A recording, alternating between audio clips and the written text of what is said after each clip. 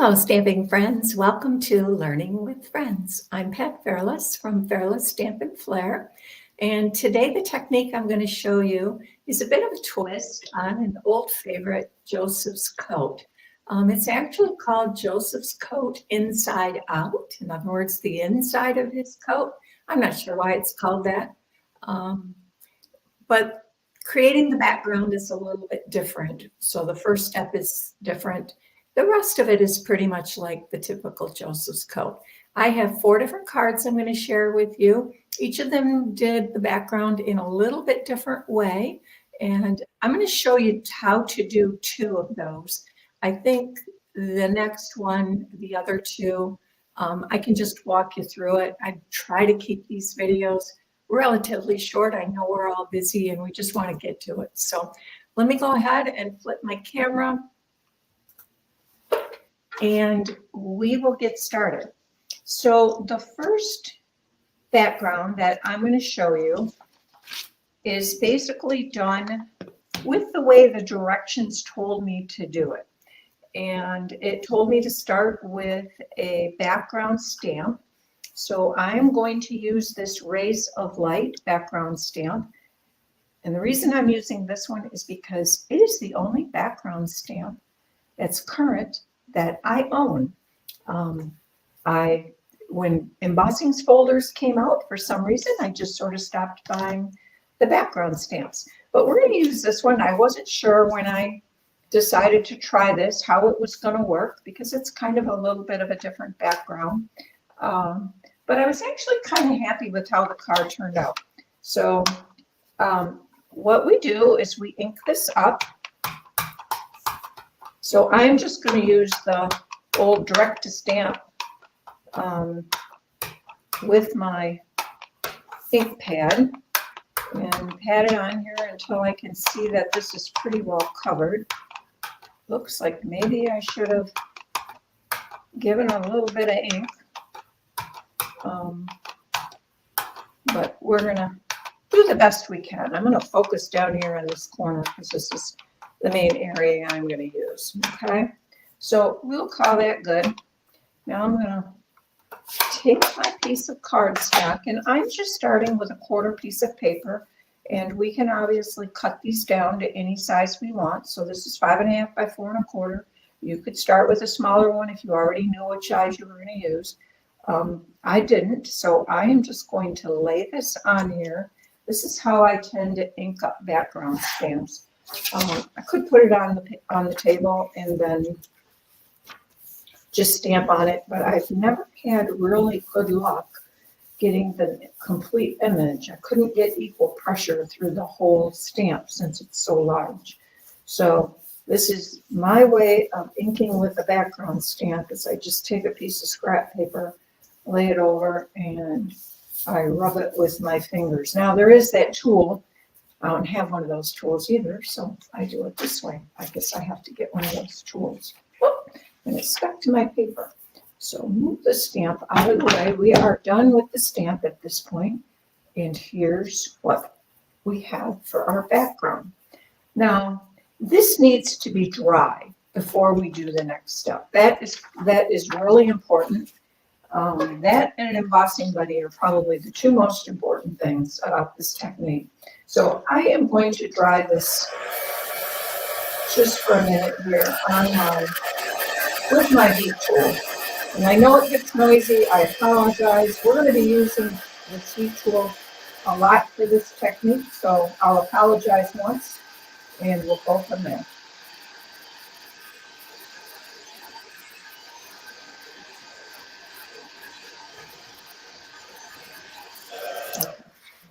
I just want to make sure it's nice and dry. Now the next step, and a really important step, and on my next card, I'm actually going to show you what happens if you forget your embossing buddy, because yes, I did forget my embossing buddy on one of the cards, and I made lots and lots of samples before, I shouldn't say before I got one I liked, but before I got one that I thought I liked. And this one I'm going to show you right now is the first one that came out that I'm like, oh, I like that. So this is now well well, embossed with my bossing buddy, I guess we'll call it. So I need to put that someplace where I know I won't forget to use it on the next one. And now we are going to stamp an image on here, and then we will heat emboss it with clear embossing powder. And the stamp set I am going to use is called Hooray for Surprises. I'm going to use this on both cards I'm going to show you. It's kind of a stamp set I overlooked, but a good friend of mine, Kathy Ondas, pointed it out, and it's quite an interesting set in that it has several coordinating dies, but they're dies that you can use to make interactive cards. These are the dies that come with it. I'll just show you so you can see them. There's the heart. These are a couple just circle dies, couple hearts actually, but they have, you can see some of them have this little tab on here, including this one, where they only partially cut, and then the person that receives the card can tear that off and see something that you've left for them underneath it. Now, I haven't used this one this way yet. I just got this, but I liked it because it had solid images. So that's, you also, for this particular technique, you are going to want solid images as opposed to line images. So we're going to use that heart. I have the heart, and I'm going to ink it up with my Versamark. And you want to make sure it's well inked. I did not bring my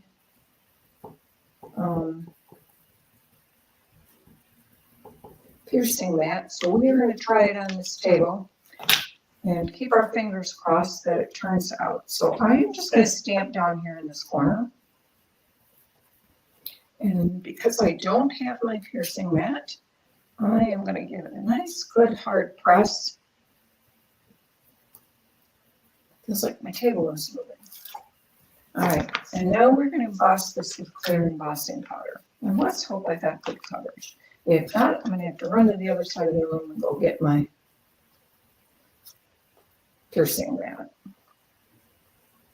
Sometimes these photopolymer stamps work very well without the embossing mat, and sometimes it really helps to have it, or the piercing mat, I should say. So this looks like it's not bad. So let's go ahead and emboss it. Heat emboss it.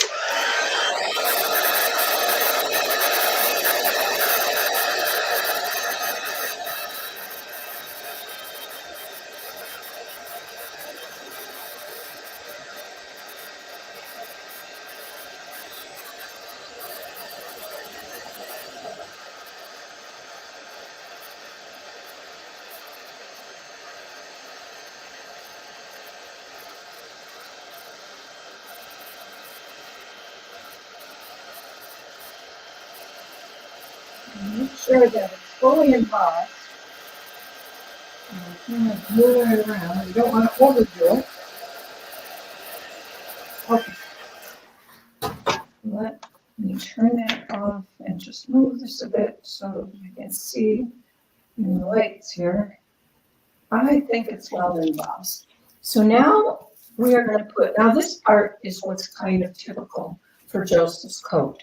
Normally with Joseph's coat, you would use your sponge or brayers or whatever you want to add ink color to your background, and then you emboss it with clear embossing powder, and then you cover it up. So I'm going to use a sponge dauber. Could certainly use, we're going to use a brayer on the next card. And I'm going to go over this whole thing with basic gray. I just picked a dark color that I thought went fairly well with Pool Party as a neutral. Could use any color you want. You want it to be darker than what's on your image. Now, the thing I like about, and I can do as much or as little of this as I want because I'm only going to use this heart piece here. What I like with the sponge dauber compared to a blending brush in this kind of a situation, it just applies a little bit, ink a little bit faster. than a blending brush, and you can get it darker. And in this particular technique, you do want it to be dark. Now, this stamp, you can see, has these flowers in here.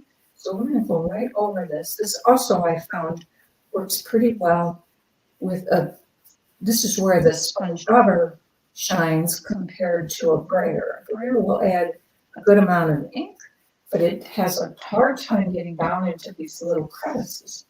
So on the next one, I am going to use the brayer, but then we'll come back and touch some spots up with a sponge dauber. So that is it. Now the last step is to take, and I just like to use a piece of paper towel, and you're just going to wipe this clean. Now, some colors of ink, basic gray, wipes off pretty well. If you use anything that's got red in it, it tends to want to stain. What I will do, and I hope this doesn't brush out, I just dampen this a bit. You could spritz it with your mister, but you want it only slightly damp. So I just take a clean spot, touch my tongue to it, and rub it on the embossing color or the embossed area, and that takes it off. So now let me show you the card that I made using this.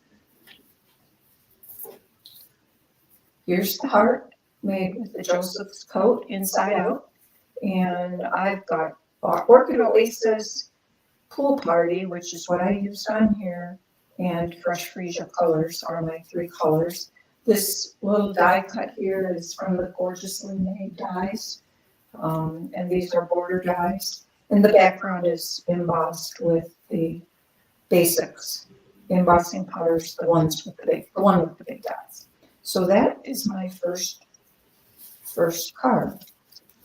Inside, I have a little scrap. As you can see, we will have a scrap here too. When I cut this down to size, I have a fair amount of scrap, so I added a strip here on the inside of the card. Always keep your scraps, and that is also why when I'm making a technique sheet, I tend to just make a quarter sheet, because then I'm more than likely going to have some scraps left over that I can use to decorate something else. So that is our first card.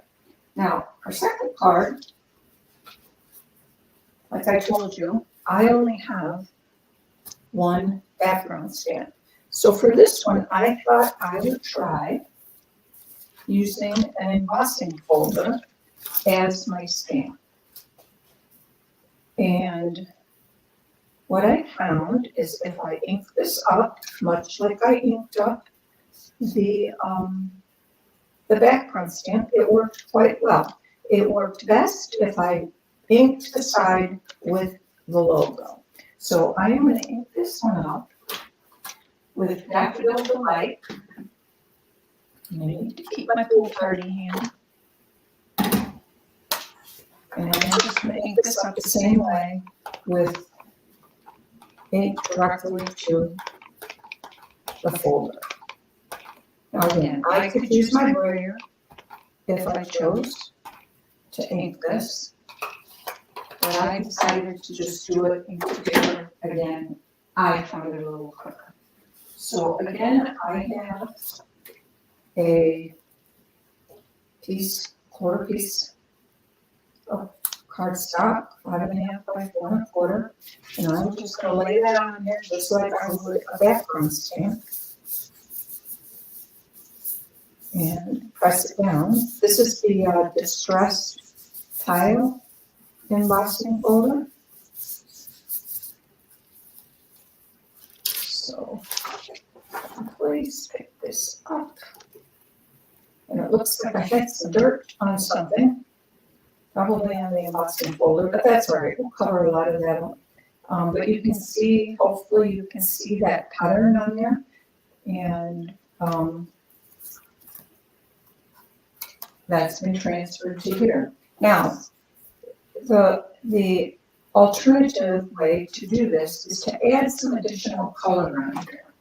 So I'm going to add some Calypso Coral and some Pool Party. And that's why I'm not too worried about these dirty spots. We'll just put ink over them. We'll never know it's there. So first I'm just going to add some clips of coral kind of randomly. We'll just sort of start with a spot of dirt. Hopefully it doesn't bring attention to the dirt. And again, this is no rhyme or reason to where I'm putting this. It's just going to be random. I'm not even careful that it's consistent. If it looks a little blotchy, that's fine. I know oftentimes we'll wipe it off on the sides to avoid that, so it's very even and smooth. It doesn't really matter a lot in this particular technique. In fact, if it is a little blotchy, it can even tend to add a little more interest when you get it all done. So we'll say that's enough clips of coral. And now let's add some pool party to that.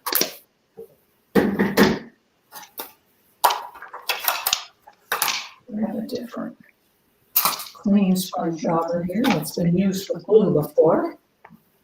I do wash mine in between. But I still like to try to not switch colors too much. If it was used for glue, I'll use it for glue. And again, there are some areas I'm not going to color because I want to see that yellow in there. So, all right, I'm not going to fuss with this too much. We'll just call that good. Now again, we want this to be dry. And this is the technique that the first time I tried it, I forgot the embossing blade with this one. So I'm going to try to remember the embossing blade this time.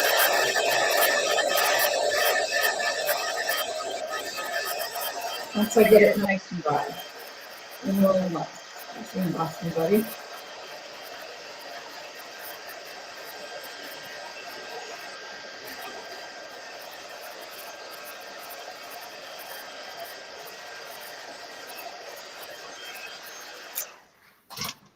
Okay, feels dry. So now we're going to give it a good wipe. And I'm doing a lot of padding because I'll show you the one that I didn't do this. After we complete this one, when I show you the card that I used this for, we'll show you the one that I forgot to use the embossing buddy, and it did definitely make a difference. Okay, so this one, again, I'm going to use this Hooray for Surprises, same stamp set, but I'm going to use the flower this time. Just let me remind you, I'm going to use this flower right here. And we are going to randomly stamp this on this piece of cardstock. Now, this is probably, I'll be honest, the most difficult part of doing this, because once you stamp it on here, it is very, very difficult to see it. And I'm looking for my oops piece, which I am not seeing. So when did I not even take it over here? Oh, that would be terrible. After I've talked about it this whole time and I don't even have it over here. I might have to run to my other side of the room and get it. But we're just going to kind of randomly stamp these flowers on here.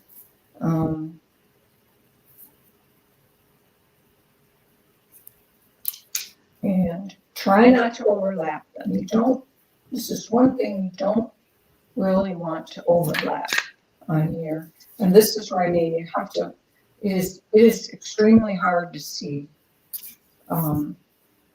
where that flower is. So I kind of almost have to remember where I put it, which in my brain is not always that good at remembering things these days. So now the one thing you can do is you can stamp a couple of them on here or a few of them, and then you can put embossing powder on it, and then you can see where they are. But I'll just try to stay far apart as I do this. Just so that I hope I don't overlap them, because like I say, it is very difficult to actually see where they are.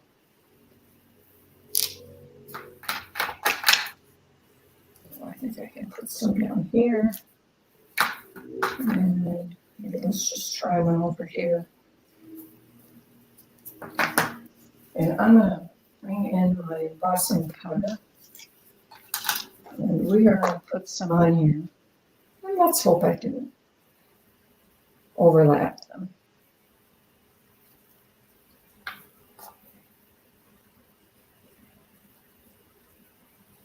And if I missed too big of an area, I can add some more. We are gonna go with that. I think I'm a little worried I got something overlapping right here.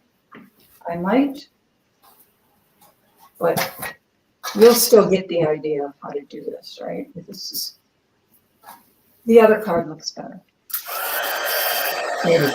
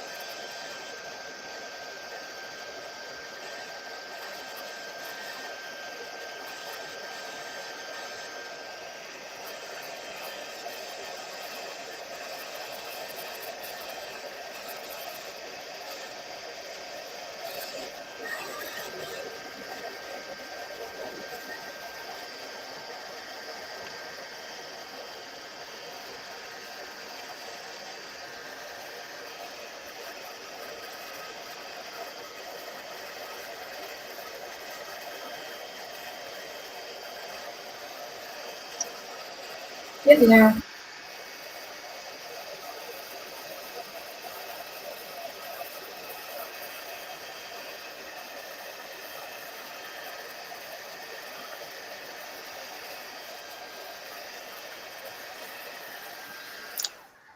All right, so I think I did overlap them slightly right here. So we'll just see how that turns out. That is usually not the goal. And I've missed a spot of heat embossing right here. So let me hit that once again. And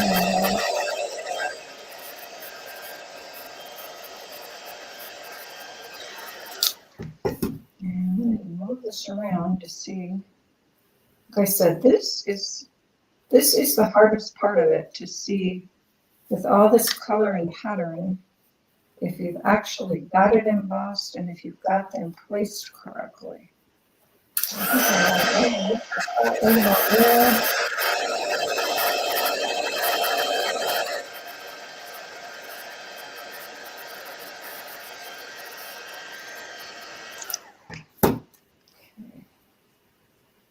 All right.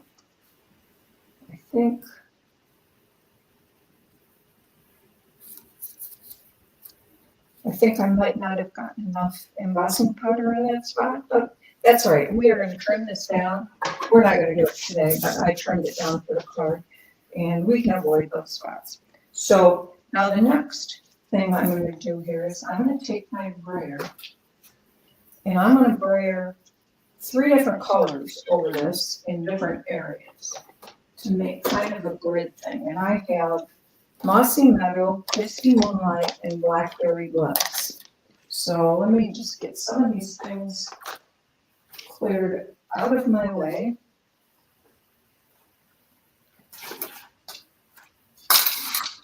And we will, doesn't really matter which one we start with. Let's start with Mossy Meadow.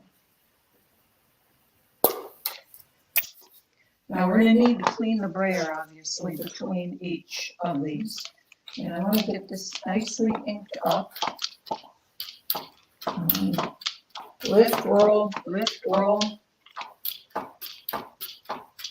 This is when it does help if you have a really well inked ink pad, and I did re-ink these, so I'm just going to kind of put some up here in this corner. Now, what I want to show you is you can see where I've gone over these and it's green. We're going to clean that off. But with the brayer, it is more difficult to get down and close into the embossed images. And that is when the sponge dauber really works best. So I'm just going to lay this in my water here for a minute. And I'm going to take my piece of paper towel and I'm just going to wipe these off. I recommend wiping in batches. And I'm going to just dampen it a bit, and can you see how much whiter that is when you just dampen it? It does tend to want to stain. And I wouldn't get it real wet because you don't want to get the cardstock. It's okay to get it damp where the embossing is, but where the cardstock is, basic white cardstock's not really meant to deal with a lot of water. So we're going to call that good. We will come back with our sponge dauber to do some touch up there. So now let's rub some, let's have the Misty Moonlight on top. Let's do that one, and I'm just going to run that down this edge. Brayer out of the water. And now you want to make sure it is nice and dry. So I have a microfiber cloth here that I am just going to dry this very well. Because you do want this to be dry. And we will ink this with Misty Moonlight.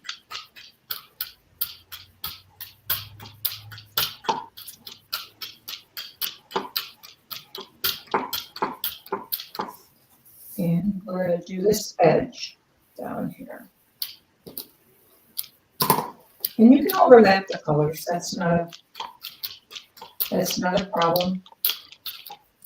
Depending on the size you're brayering, you may want to ink it up more than once because you want it to get dark. And it is helpful to go in different directions. And that's what I found because it's hard to get it in between with the brayer. The brayer's hard and it just doesn't want to go down in between the embossed screws.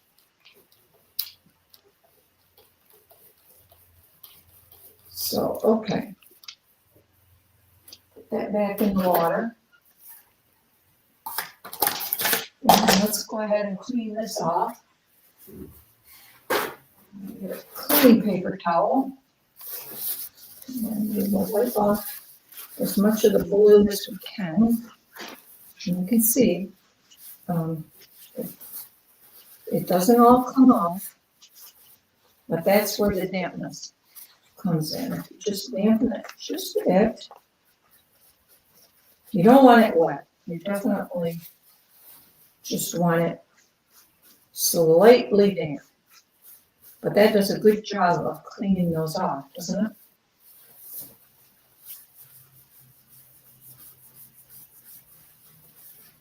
Okay, and one more spot over here. And you can see here's where those two flowers overlapped, which is not ideal because you want to be able to see each of them distinctly. And let's go ahead and clean the brayer one more time.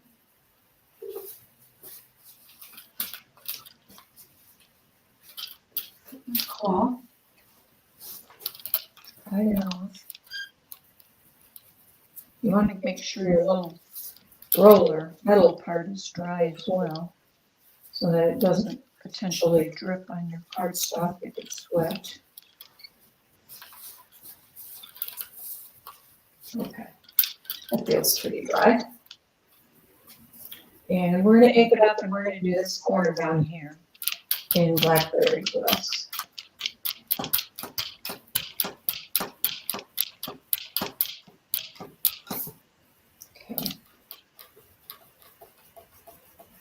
And this has got red in it, and it definitely does want to stain your embossing surface, your embossed surface. But that little bit of dampness will help. So, okay. We are done with the brayer. I'm going to leave that out here. Just wipe some of this off. Get the majority of it off. And then we will use our little damp trick again.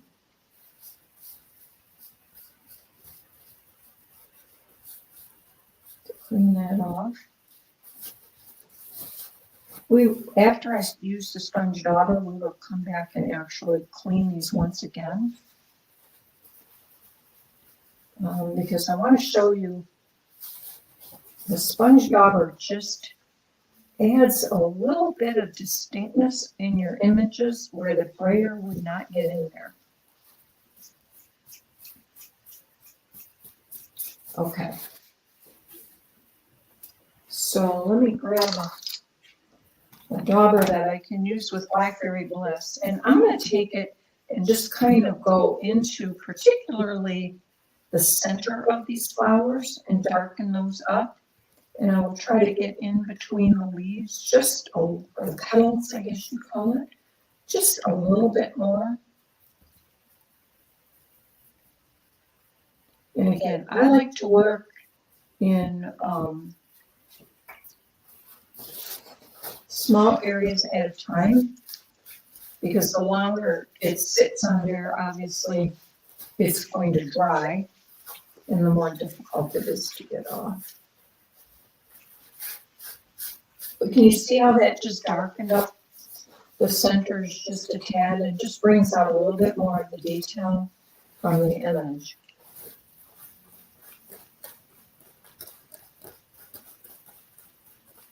Okay, and I can do the others. We'll grab the misty moonlight and we'll do that side.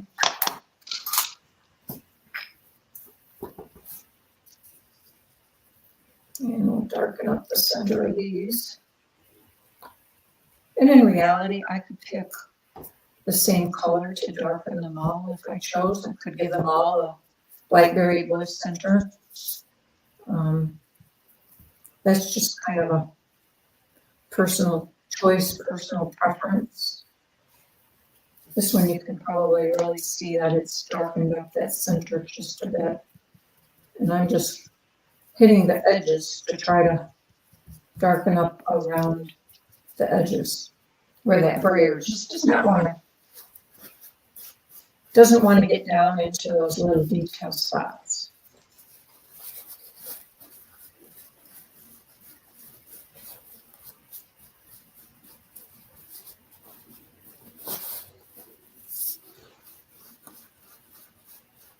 Okay, and we will do this mossy meadow one over here and call it good, and then I will show you my completed card.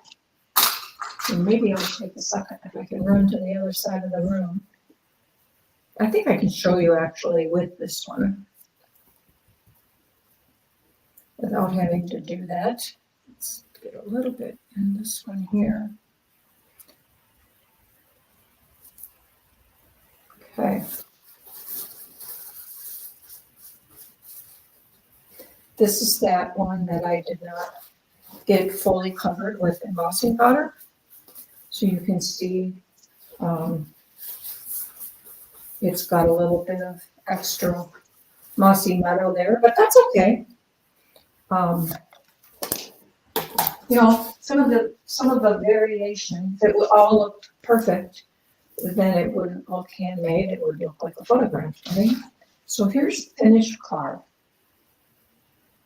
And you can see there are still some areas that did not pick up ink. I suspect that's because there was still some embossing powder probably on there, and like on this one, you've got a little bit more of that. It doesn't feel like there's embossing powder, but there was probably enough dust or something on there to just resist it a little bit. But actually, I think that kind of adds to the interest. and makes it, like I said, it makes it look more handmade, more artistic than if it was just 4 or 3 solid squares of color. So that is my card with that, with the Joseph's coat inside out technique, using a brayer and creating the background. If I pull this in close, I don't know if you can see it. I can see it here, but you can see the design from the distressed tile in the back of those flowers. It's probably a little hard to see, but you can see that. I can see it anyway. In live, I can see that yellow pattern that we had from the distressed tile. All right, let me show you the other 2 cards. Oh, excuse me. Let me grab a drink here.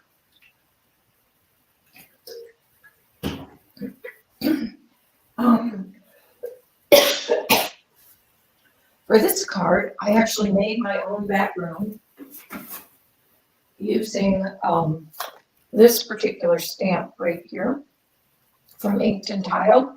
And I just took the 4x4 sheet and I stamped it repetitively with this piece in 3 different colors of green. Oh, excuse me. And that's how you see the plaid in the background there.